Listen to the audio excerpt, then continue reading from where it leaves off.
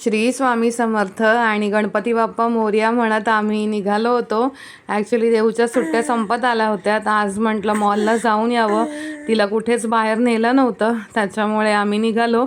आमचे family friend आहेत, त्यांची गाडी घेतली होती आणि मग निघालो होतो आम्ही जायला. तर रस्त्यात ब्रेकफास्टसाठी थांबलो, तिला इडली दिली खायला आणि बाजूलाच ऑरेंज स्वीट्स म्हणून आहे, तिकडे मस्त खूप व्हरायटी आहेत स्वीट्सची आणि खूप छान स्वीट्स पण आहेत. नंतर मग गाडीत डिझेल टाकलं आम्ही.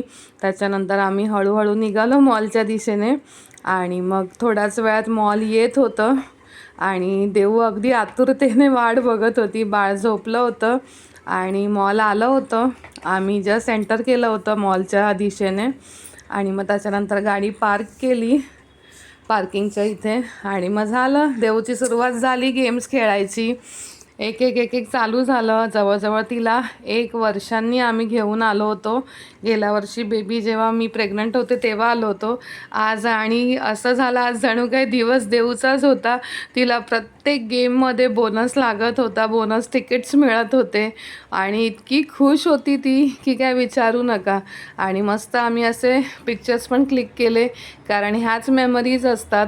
आई बाळाला घेऊन बसली होती, त्याच्यामुळे फोटोज नंतर काढले आम्ही आणि आता आमच्या तिघांचे फोटोज काढले. परत ह्या गेममध्ये पण तिला 1000 तिकीट्स मिळाल्या होत्या आणि चालूच होतं. नंतर मग ती डॅशिंग कार असतं त्याच्यामध्ये पण गेली होती.